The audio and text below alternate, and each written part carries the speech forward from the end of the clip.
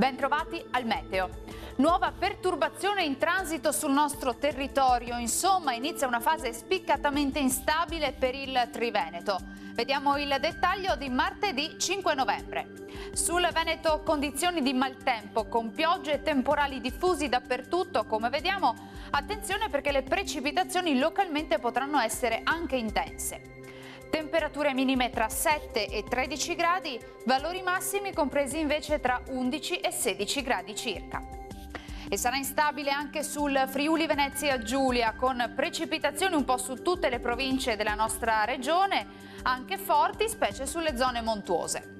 Diamo uno sguardo anche in questo caso alle temperature, le minime saranno comprese tra 12 e 16 gradi, le massime oscilleranno invece tra i 15 e i 19 gradi.